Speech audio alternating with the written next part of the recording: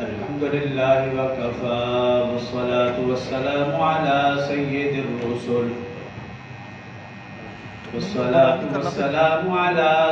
الرسل وخاتم الأنبياء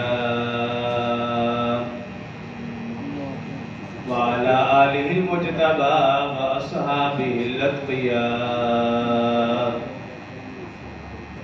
ونشهد أن سيدنا وسندنا وحبيبنا وشفيعنا ومرشدنا ومولانا محمدا عبده ورسوله صلى الله تعالى عليه وعلى آله وأصحابه وأحبابه وأزواجه وذرياته وأهل بيته أجمعين وسلم تسليما كثيرا أما بعد فأعوذ بالله من الشيطان الرجيم بسم الله الرحمن الرحيم ومن يقنت منكن لله ورسوله وتعمل صالحا نؤتها أجرها مرتين وأعتدنا لها رزقا كريما يا نساء النبي لستن كأحد من النساء إن اتقيتن فلا تخضعن بالقول فيطمع الذي في قلبه مرض وقلن قولا معروفا وقرن في بيوتكن ولا تبرجن تبرج الجاهلية الأولى وأقمنا الصلاة وآتينا الزكاة وأطعنا الله ورسوله إنما يريد الله ليذهب عنكم الرجس أهل البيت ويطهركم تطهيرا صدق الله العظيم وصدق رسوله النبي الكريم ونحن على ذلك لمن الشاهدين والشاكرين والحمد لله رب العالمين. تمام احباب مل کر نماز والا درود شریف پڑھ لیں. اللهم صل على محمد وعلى آل محمد كما صليت على إبراهيم وعلى آل إبراهيم إنك حميد مجيد. اللهم بارك على محمد وعلى آل محمد كما باركت على إبراهيم وعلى آل إبراهيم إنك حميد مجيد. رب اشرح لي صدري ويسر لي أمري واحلل عقدة من لساني يفقهوا قولي. رب زدني علما رب زدني علما رب زدني علما. میرے انتہائی واجب الاحترام برادران اسلام، دوستوں، بزرگوں، بھائیوں، محرم الحرام کا مہینہ ہے اور اسی مہینے کی مناسبت سے گزشتہ جمعہ سیدنا صحابہ کرام اور اہل بیت اعظام رضوان اللہ علیہ مجمعین کے حوالے سے چند گزارشات عرض کی تھی. آج کے مختصر سے خطبہ میں سیدنا حسین رضی اللہ عنہ کی زندگی کے چند پہلو، اور وہ بھی وہ پہلو جو عام طور پر علماء، واعظین، ذاکرین بیان نہیں کرتے. سیدنا حسین رضی اللہ عنہ نے رسول اللہ صلی اللہ علیہ وسلم کی زندگی میں تقریباً 6 سال گزارے. اس لیے آپ دیکھتے ہیں کہ جب بھی سیدنا حسین رضی اللہ عنہ کا تذکرہ کیا جاتا ہے تو ان 6 سالوں کا، یعنی بچپن، ولادت یا بچپن، اور پھر اس کے بعد سیدنا حسین رضی اللہ عنہ کی شہادت کا تذکرہ کیا جاتا ہے، جو کہ اس وقت سیدنا حسین رضی اللہ عنہ کی عمر مبارک تھی 58 سال 58۔ تو اب سوال یہ ہے کہ کیا سیدنا حسین رضی اللہ عنہ کی زندگی کے یہی 6 سال ہے؟ رسول اللہ صلی اللہ علیہ وسلم کی زندگی میں جو ان کا بچپن گزرا وہ، اور 58 سال جو شہادت ہوئی وہ، ان 6 سالوں کو تو بیان کیا جاتا ہے، لیکن جو 52 سال ہیں 52 ان کو بیان کیوں نہیں کیا جاتا؟ بات یہ ہے، سوال یہ ہے۔ علماء ہو، واعظین ہو، ذاکرین ہو، سیدنا حسین کی 58 سالہ زندگی میں سے 6 سال کو بیان کیا جاتا ہے، 52 سال کو بیان کیوں نہیں کیا جاتا؟ رسول اللہ صلی اللہ علیہ وسلم کی رحلت کے بعد سیدنا ابوبکر رضی اللہ عنہ خلیفہ بنے، 2 سال ان کی خلافت کے ہیں، سیدنا حسن حسین رضی اللہ عنہما نے وہ 2 سال کہاں کیسے گزارے، اس کو بیان کیوں نہیں کیا جاتا؟ حضرت ابوبکر رضی اللہ عنہ کی وفات کے بعد سیدنا عمر رضی اللہ عنہ کا 10 سالہ دور خلافت ہے، ان 10 سالوں میں حسن حسین رضی اللہ عنہما نے کہاں اور کیسے زندگی گزاری، اس کو بیان کیوں نہیں کیا جاتا؟ رسول اللہ صلی اللہ علیہ وسلم کی رحلت کے وقت تقریباً 6 سال عمر، حضرت حسن 11 ماہ بڑے تھے حضرت حسین سے، تو تقریباً 5-6 سال عمر تھی دونوں کی۔ حضرت ابوبکر رضی اللہ عنہ کی وفات ہوئی، عمر تقریباً ان کی 8 سال۔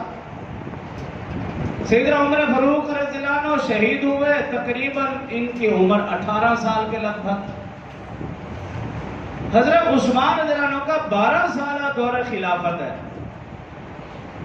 ان 12 سالوں میں حسن و حسین کہاں رہے، کیسے زندگی گزاری، اس کو بیان کیوں نہیں کیا جاتا؟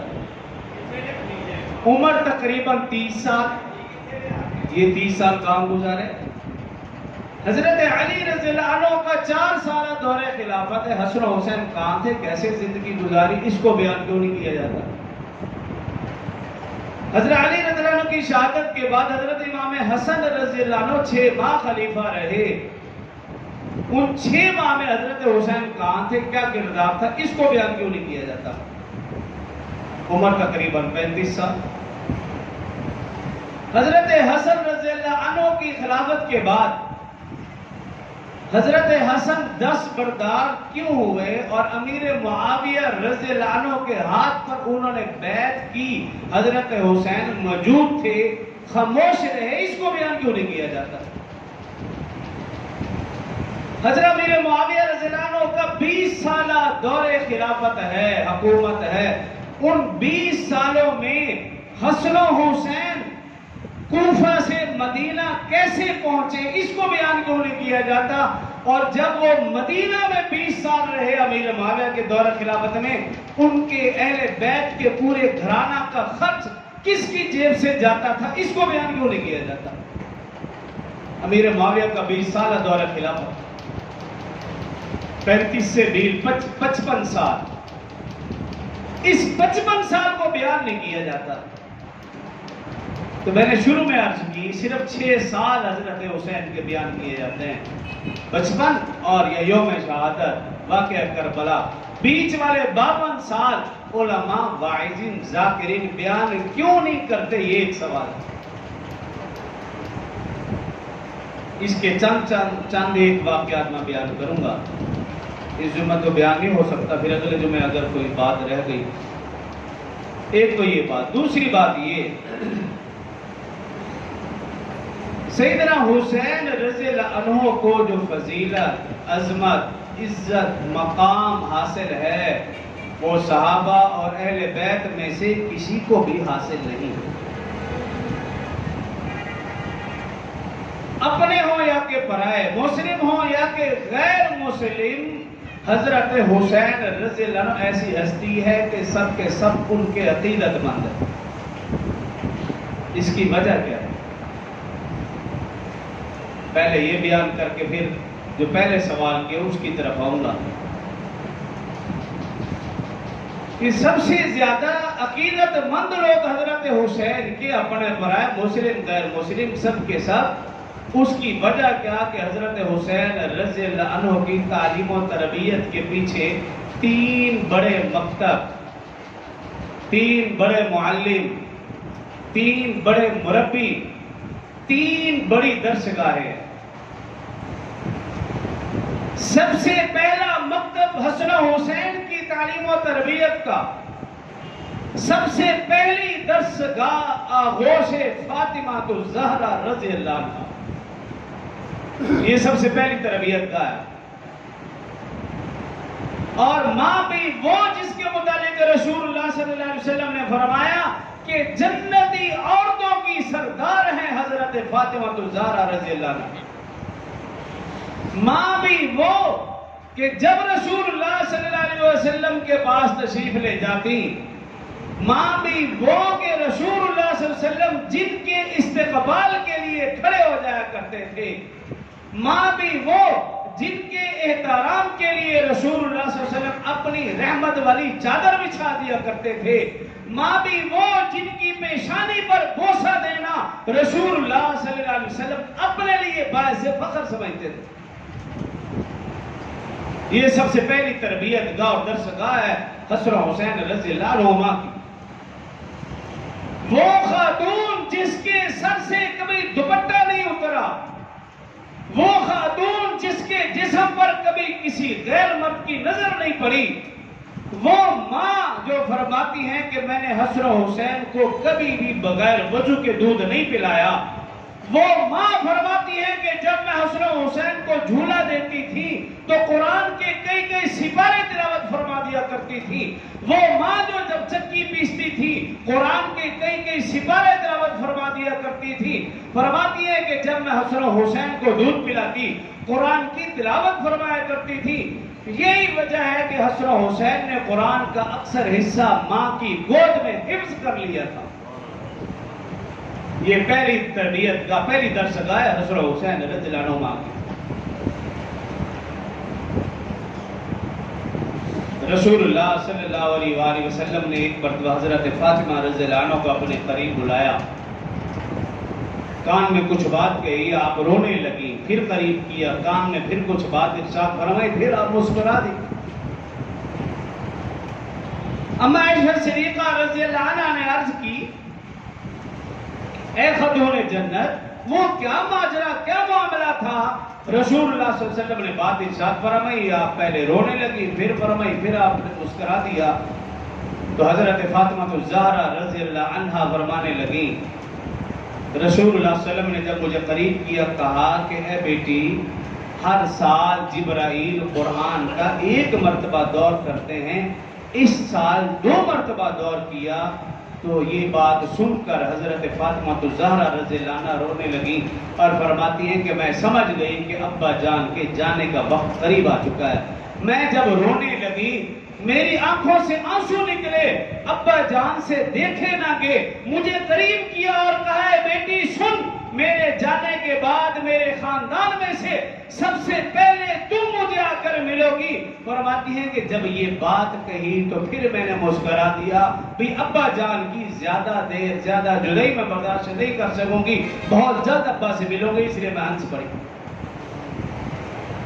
رسول اللہ صلی اللہ علیہ وسلم کی رحلت کے بعد صرف 6 ماہ حضرت فاطمہ رضی اللہ عنہا حیات رہی۔ 6 ماہ، اتنا قلیل عرصہ، 6 ماہ۔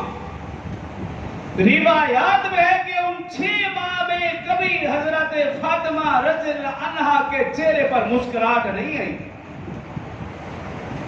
ان 6 ماہ میں حضرت فاطمہ الزہرا رضی اللہ عنہا کبھی اچھا نہیں کھایا، اچھا نہیں پیا، باپ کی جدائی کا غم اتنا تھا۔ اور آج کا بدبخت یہ کہے کہ خاتون جنت اپنے ابا کی وفات کے بعد جائیداد کے لیے لڑنے گئی تھی، اپنی وراثت کے لیے ابوبکر کے دروازے پہ گئی تھی، اس شخص سے بڑا بدبخت کوئی ہو ہی نہیں سکتا۔ وہ خاتون جنت پر یہ تہمت لگائے، اگر وہ اشارہ کرتی اللہ اپنے حکم سے اور پہاڑ کو ان کے لیے سونا بنا دیتا۔ کیا انبیاء کرام جائیداد وراثت بینک بیلنس کوٹھیاں بنانے کے لیے آئے تھے؟ حضرت آدم سے لے کر حضرت عیسیٰ تک کسی بھی پیغمبر کی آپ تاریخ پڑھ لیں، کہیں نہیں لکھا کہ فلاں نبی نے اپنے ہوتے ہوئے یا ان کے جانے کے بعد ان کے اولاد نے جائیداد تقسیم کی۔ ہم اتنا بڑا الزام رسول اللہ صلی اللہ علیہ وسلم پر لگائیں یا رسول اللہ صلی اللہ علیہ وسلم کی بیٹی پر لگائیں، وہ مسلمان کیسا ہے؟ اور پھر نعوذ باللہ یہ کہے کہ وہ حضرت ابوبکر صدیق رضی اللہ عنہ کے پاس گئیں اور انہوں نے برا بھلا کہا، یا نعوذ باللہ دروازہ پھینکا، یا نعوذ باللہ آگ لگا دی، اس طرح کے جملے ایک مسلمان نہیں کہہ سکتا۔ تو یہ حضرت فاطمہ الزہرا رضی اللہ عنہا کے اوپر سراسر اعتراض ہے۔ 6 مہینہ تک ان کو ہوش نہ رہی، ابا جان کے جانے کا غم اتنا تھا، اور آج کا بدبخت کہے کہ وہ وراثت، وہ جائیداد، وہ باغ فطر کے سلسلے میں وہ بار بار حضرت ابوبکر رضی اللہ عنہ کے بعد جاتی رہی۔ اس لیے جب باغ فطر کی کوئی شخص بات کہے اس کے منہ پہ ہاتھ رکھ دو، بھئی جاؤ تمہارا اور میرا راستہ الگ ہے، اس کی بات بھی نہ سنو۔ اگر بات سن لی اور اس نے یہ کہا یار بات تو سنو، میں کوئی غلط بات نہیں کہہ رہا، تو بس آپ پھر گئے۔ اس لیے ایسے لوگوں کی، چاہے وہ مولوی کے روپ میں ہو یا آپ کے دوست کے روپ میں ہو یا جاننے والا کوئی بھی ہو، آپ اس کی بات نہ سنو۔ 6 ماہ کا عرصہ حیات رہی۔ حضرت فاطمہ رضی اللہ عنہا فرماتی ہیں کہ ایک رات خواب میں ابا جان آئے، میں دیکھتے ہی رونے لگ پڑی۔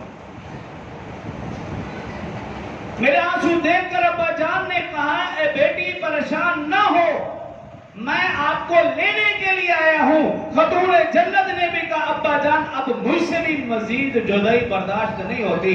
روایات میں لکھا ہے حضرت فاطمہ وہ رات پھر سو نہ سکی، خواب دیکھنے کے بعد صبح ہوئی، سب سے پہلے گھر کی صفائی ستھرائی کا انتظام کیا، ہر چیز کو طریقے کے ساتھ رکھا سجایا، اور اپنے تمام بچوں کو نہلایا دھلایا، ان کو صاف ستھرے کپڑے پہنائے، حسن و حسین رضی اللہ عنہما کو خوب سنوارا سجایا، کبھی ان کے زلفیں بناتی، کبھی ان کے چہرے پہ ہاتھ رکھتی، گویا ان کے سامنے کربلا کے ریگزار سامنے تھے کہ آج میں حسن و حسین خاص طور پر حسین کے چہرے کے صاف کر لوں، کل کربلا کے میدان میں نہ جانے حسین کے چہرے سے کوئی مٹی صاف کرنے والا ہوگا یا نہیں۔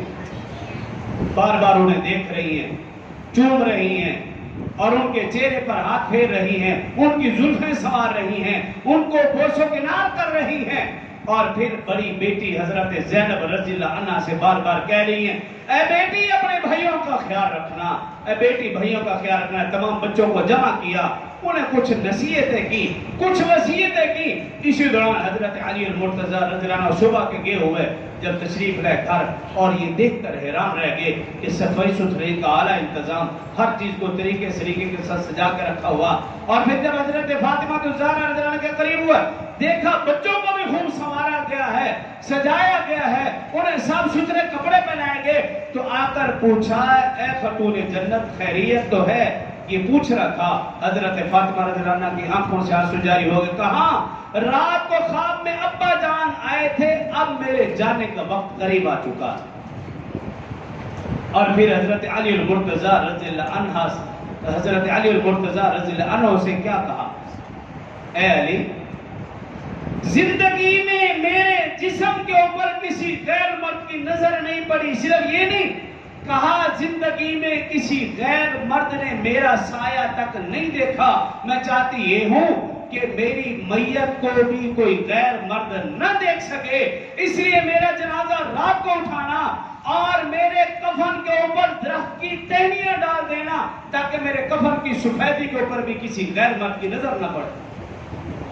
یہ خاتون جنت ہیں۔ اور آج کا بدبخت کہے کہ کربلا کے میدان میں اہل بیت، رسول اللہ صلی اللہ علیہ وسلم کا خاندان، حضرت فاطمہ رضی اللہ عنہا کی زوجہ اور بیٹیاں بے پردہ خیموں سے باہر نکل رہی، اس سے بڑا بدبخت کائنات میں کوئی نہیں ہو سکتا۔ تو حضرت فاطمہ الزہرا رضی اللہ عنہا 6 ماہ کا عرصہ رسول اللہ صلی اللہ علیہ وسلم، یہ پہلی درسگاہ ہے حسن و حسین رضی اللہ عنہما کی۔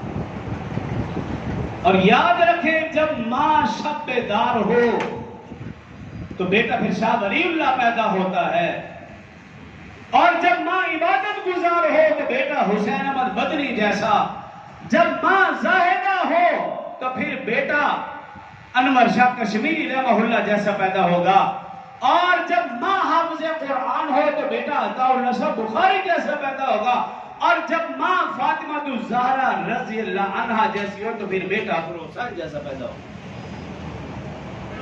بچے کے لیے پہلی تعلیمی تربیتی درسگاہ وہ ماں کی گود ہے، اور ہم اپنے ماحول معاشرے میں دیکھیں، جب تک میں دودھ پلاتے ہوئے اللہ کا نام لیتی تھی، تسبیح کرتی تھی، ذکر و اذکار کرتی تھی، قرآن پڑھتی تھی، بچے نیک پیدا ہوتے تھے، ماں کے فرما بردار پیدا ہوتے تھے۔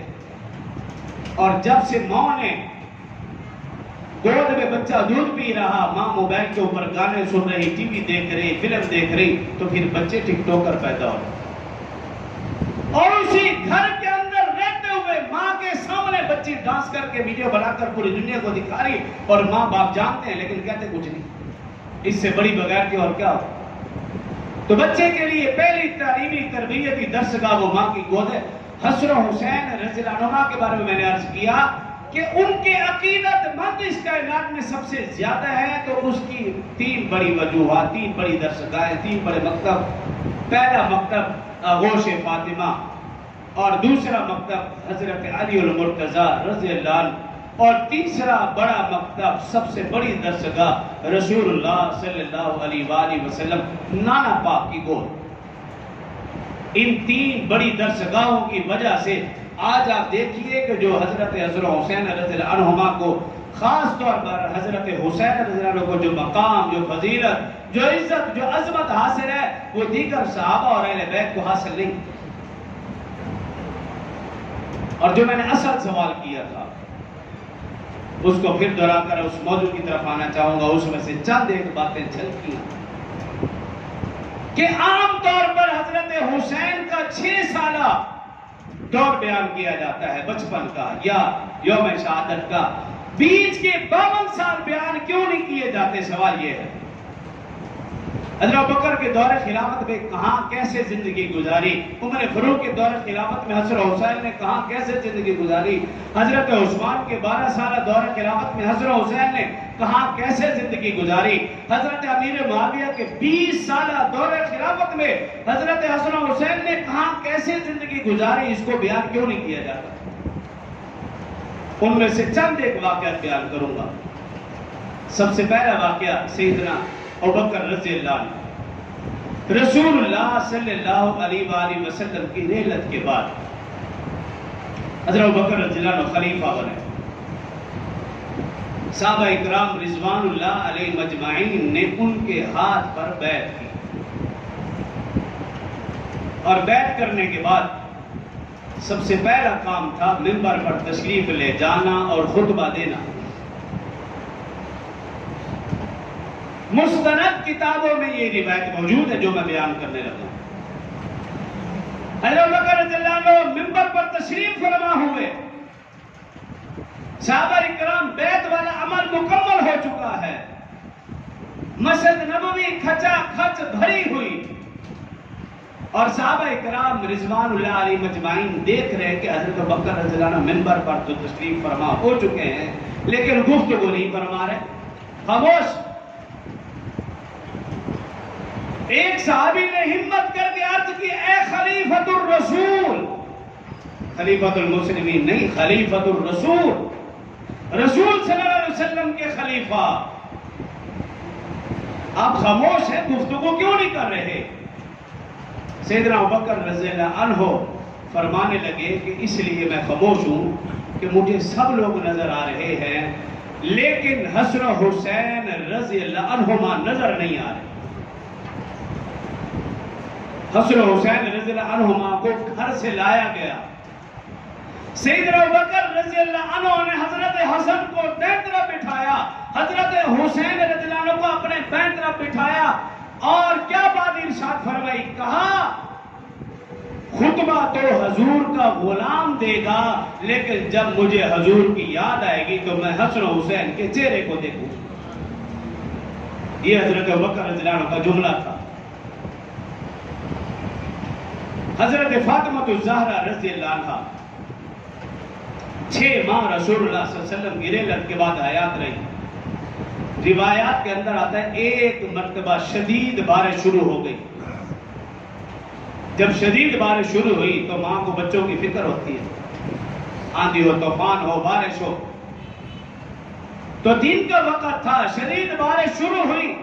فاطمہ الزہرا رضی اللہ عنہا نے دیکھا کہ حسن و حسین گھر پہ نہیں، تلاش کیا، نظر نہ آئے۔ اپنی خادمہ سے کہا بھی جو قرب و جوار میں دیکھو۔ وہ دائیں بائیں گلیوں میں دیکھا، آ گئی اور کہنے لگی کہ مجھے نظر نہیں آ رہے، کہیں نہیں ملے۔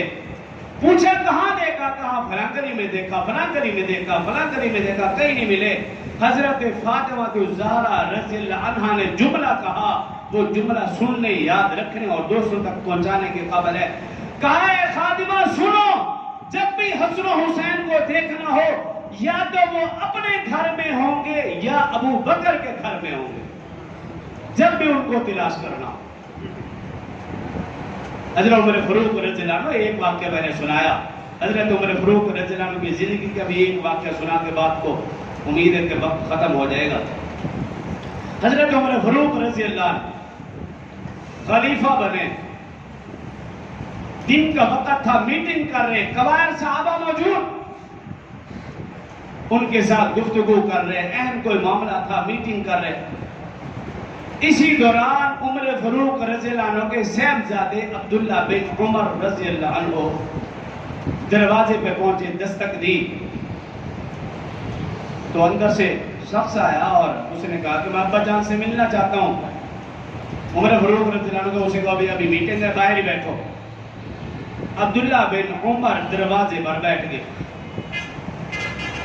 تھوڑی دیر کے بعد حضرت حسین رضی اللہ عنہ تشریف لائے حضرت عمر فاروق رضی اللہ عنہ سے ملنے کے لیے۔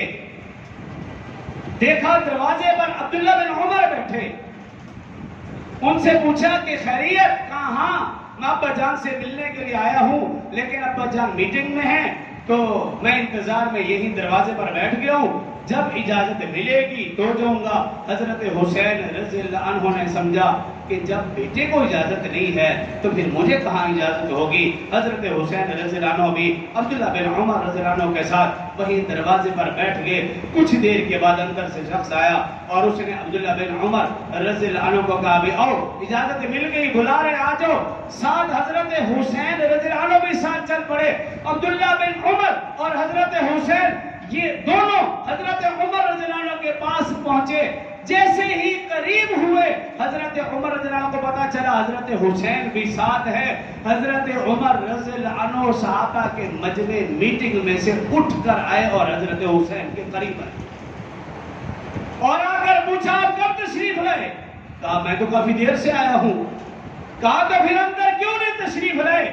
کہا اس لیے کہ جب آپ کے بیٹے عبداللہ بن عمر کو اجازت نہیں، مجھے کیسے اجازت ہوتی؟ یہ جملہ سننا تھا۔ حضرت عمر رضی اللہ عنہ کی آنکھوں میں آنسو آ گئے، کہنے لگے اے حسین، آج میں جو کچھ بھی ہوں 22 لاکھ مربع کلومیٹر پر میری حکومت ہے، یہ بادشاہ، یہ عزت، یہ عظمت، یہ سب کچھ تیرے نانا جان کے جوتوں کا صدقہ ہے۔ یہ جو میں نے قانون بنایا ہے، یہ قانون میرے بیٹے کے لیے تو ہو سکتا ہے لیکن علی کے بیٹے کے لیے نہیں۔ تو نے جب بھی ملنا ہو بغیر کسی اجازت کے، بغیر کسی رکاوٹ کے آپ حکم کریں گے، میں خود آپ کے پاس حاضر ہو جایا کروں۔ یہ صحابہ اور اہل بیت کا آپس میں تعلق اور محبت۔ روایت میں آتا ہے کہ ایک مرتبہ حضرت عبداللہ بن عمر اور حضرت حسین دونوں آپس میں کسی بات پر نوک جھوک ہو گئی، ہم عمر تھے، دونوں آپس میں نوک جھوک ہو گئی، کسی بات کے اوپر الجھ پڑے۔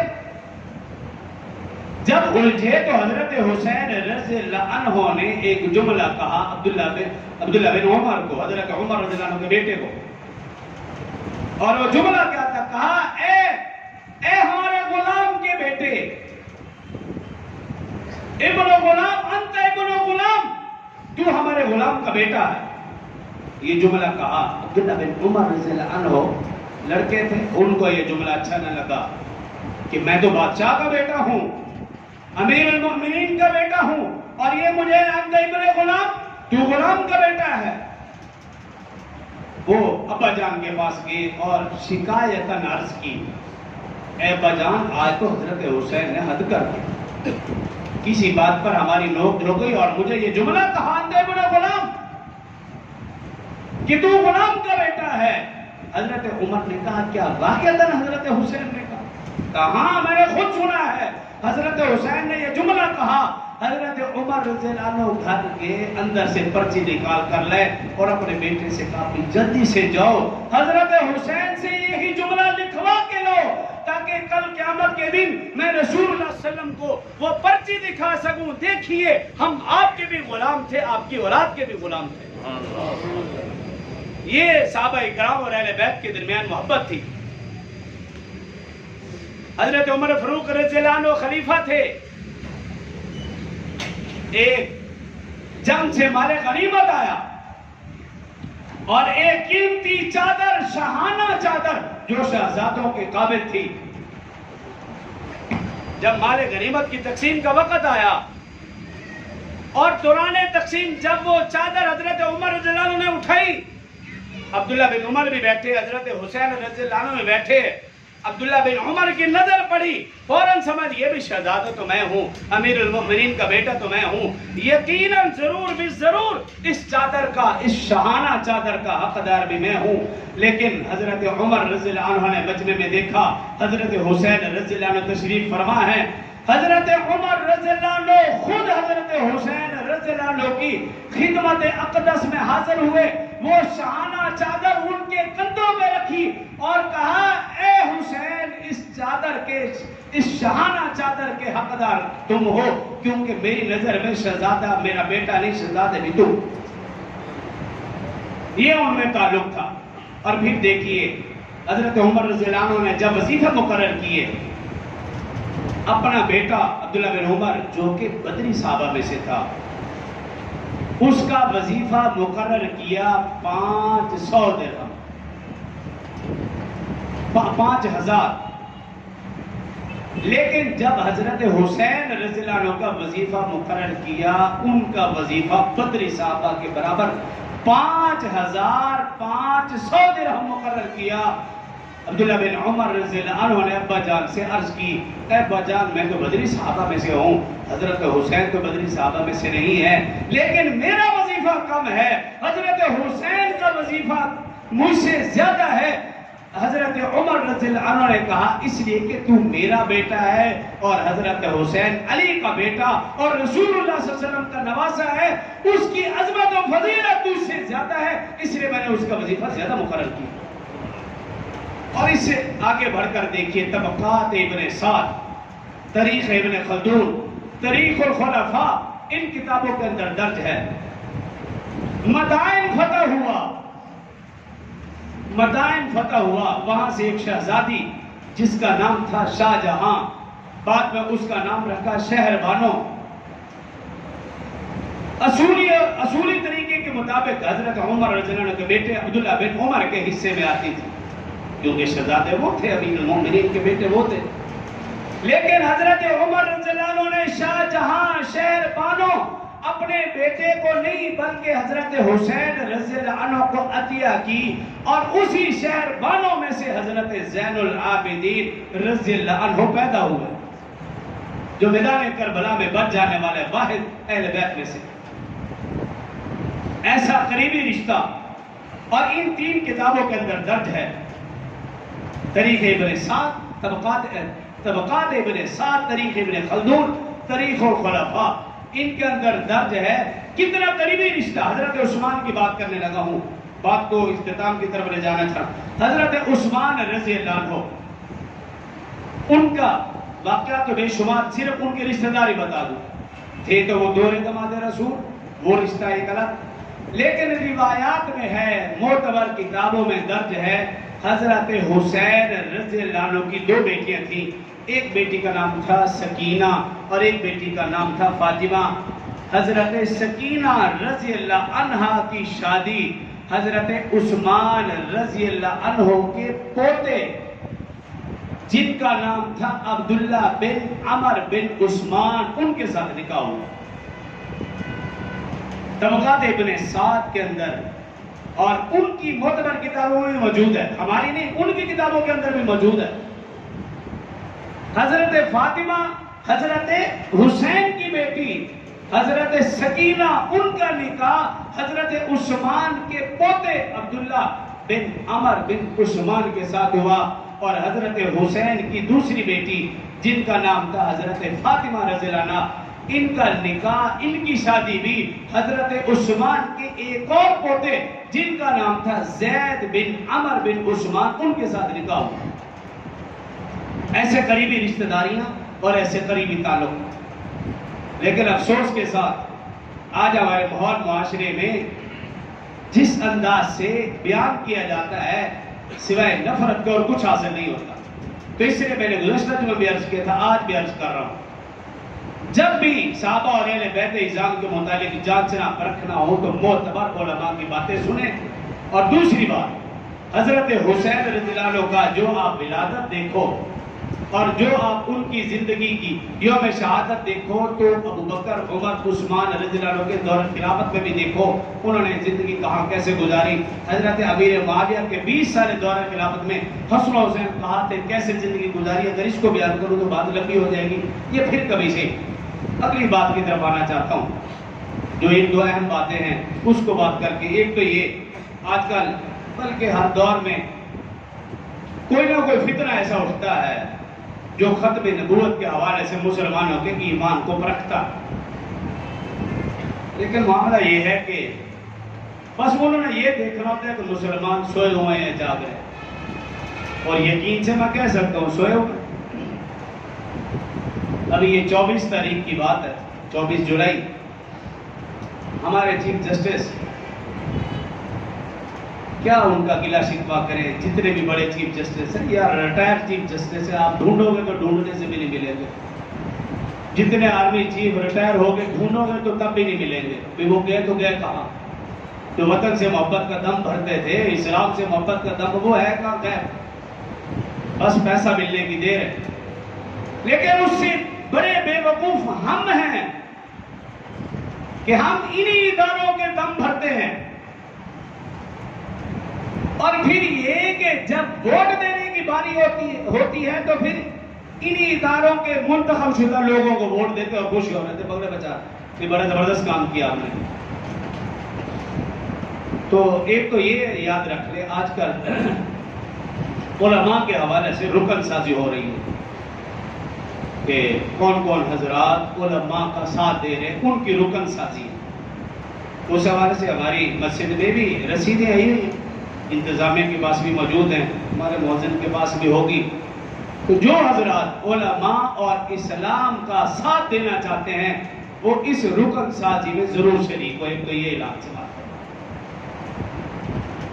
اور انشاءاللہ جب آپ علماء کو منتخب کریں گے تو پڑوسی ملک سے بہتر رزلٹ پائیں گے، افغانستان سے اچھا رزلٹ ملے گا۔ ان کا رزلٹ تو اب بھی ہم سے بہت اچھا ہے نا، ہر لحاظ سے اچھا ہے، بہت اچھا ہے، حالانکہ وہ کئی سال تک امریکہ سے مار کھاتے رہے لیکن پھر بھی رزلٹ اچھا ہے، وہ مقروض نہیں ہے ملک۔ اگر آپ مستند علماء کو منتخب کریں گے، میں منبر رسول پر بیٹھ کے کہہ رہا ہوں، آپ پڑوسی ملک سے بہتر رزلٹ پائیں گے، اس لیے کہ جو ہمارے ملک میں اللہ کی طرف سے دی ہوئی نعمتیں وہ ان کو بھی حاصل نہیں، ہر لحاظ سے ہر نعمت سے بھرپور یہ ملک ہے۔ اگر کمی ہے تو ایماندار لوگوں کی کمی ہے، اور آج سے نہیں، یہ 75 سال سے کمی ہے۔ ہاں لوگ آتے ہیں، صادق اور امین کا لقب لے کر آتے ہیں، لیکن ان سے بڑا بے ایمان کوئی نہیں ہوتا، چونا لگا کے چلے جاتے ہیں، اور ہم بھی بس دیکھا دیکھی۔ ایک تو علماء کا ساتھ ہے، دوسرا یہ کہ جب بھی وقت آئے گا رسول اللہ صلی اللہ علیہ وسلم کے دفاع کا، صحابہ کرام کے دفاع کا، اہل بیت اعظام کے دفاع کا، تو یہی علماء آپ کو سر فہرست نظر آئیں گے، انہی علماء کی اولاد آپ کو سر فہرست نظر آئے گی، انہی علماء کے شاگرد، انہی علماء سے تعلق رکھنے والے آپ کو سر فہرست نظر آئیں گے، دنیا دار طبقہ پیچھے نظر آئے گا۔ تو 24 جولائی کو ہمارے چیف جسٹس نے قادیانیوں کے متعلق ایک غلط فیصلہ دیا ہے۔ رات تقریباً 12 بج چکے تھے، میں ایک کتاب کا مطالعہ کر رہا تھا، آپ کیا سمجھتے ہو جمعہ نہیں پڑھا دیا جاتا ہے؟ اس کے لیے بھرپور تیاری کر. رات 12 بجے کی بات ہے. میں بھی کتاب پڑھ رہا ہوں. ہمارے حافظ قاسم صاحب کا مجھے میسج آیا اسی حوالے سے. پہلے بھی میرے ذہن میں تھا کہ تھوڑی سی بات کروں گا، لیکن ان کا یہ کہنا تھا کہ پورا جمعہ بات کی جائے. انشاءاللہ یہ ادھار پھر کبھی صحیح. لیکن آپ دیکھیں کہ 12 بجے ان کا جذبہ بھی آپ چیک کریں کہ میسج کر کے مجھے اس حوالے سے آگاہ کر. کیوں کہ وہ ختم نبوت کے شدائی ہیں. وہ ان کے بھائیوں یا ان کے والد صاحب تھے. سب بزرگوں کو میں تو بچپن سے جانتا ہوں، انہیں کا شاگرد ہوں، پڑھا ہوا. تو 24 جولائی کو جو چیف جسٹس نے فیصلہ دیا وہ انتہائی نامناسب فیصلہ دیا ہے. اور یہ بھی انوکھی بات نہیں، اس سے پہلے بھی جو آتے رہے وہ بھی اسی طرح. اب وہ معاملہ کیا ہے؟ کچھ قادیانیوں نے 2019 کے اندر مرزا محمود کی ایک کتاب تفسیر صغیر کے نام سے، نعوذ باللہ، اس نے اپنے حوالے سے قرآن کی تفسیر لکھی جو کہ مفسرین محدثین کے بالکل برعکس ہے. چلو جو لکھی وہ ایک الگ معاملہ. لیکن 2019 میں قادیان نے ایک میٹنگ کی اور اس میٹنگ میں جو ان کے کرتے دھرتے آئے تھے ان کے اندر تقسیم کی. اور پھر اس سے ہٹ کر اس کتاب کو انہوں نے پھیلانے کی بھی کوشش کی. حالانکہ قانونی طور پر منع ہے، عدالتی طور پر آئین کی روح سے منع ہے کہ وہ کوئی بھی ایسا کام نہیں کر سکتے جو مسلمان کرتے ہیں، اور وہ خواہ 4 دیواری کے اندر ہو یا 4 دیواری سے باہر. لیکن انہوں نے یہ کام 4 دیواری کے اندر کیا. مسلمانوں نے جا کے ان کے خلاف کیس کیا. خیر 2022 میں جا کر کچھ سماعت ہوئی، 23 میں جا کر سماعت ہوئی، اور 23 میں جا کر وہ جو ان کا نام گرامی تھا، مبارک کا نامی جو قادیانی تھا، وہ گرفتار بھی ہوا. اور جب گرفتار ہوا چراب نگر میں تو پھر ان کی ہمت دیکھیے، انہوں نے چراب نگر تھانے کے اوپر حملہ بھی کر دیا. اور پھر افسوس کن بات یہ ہے کہ حملہ کرنے کے بعد بھی ان کے اوپر کوئی کارروائی عمل میں نہ لائی گئی. تو آپ سوچیں وہ کتنے مضبوط ہو رہے، اور اتنے مضبوط ہو گئے کہ 24 جولائی کو ہمارے جو چیف جسٹس نے فیصلہ دیا ان کی حمایت میں فیصلہ سنا دیا اور اس کو بری بھی کر دیا، ضمانت بھی خارج ہو گئی. اور چیف جسٹس کا یہ موقف ہے کہ انہوں نے یہ جرم کیا ہے 4 دیواری کے اندر. اگر باہر کرتے تو یہ قانون لاگو ہوتا. مجھے بتاؤ، اگر 4 دیواری کے اندر کوئی بدکاری کرے تو کیا یہ جرم نہیں؟ 4 دیواری کے اندر کوئی چوری کرے تو کیا یہ جرم نہیں؟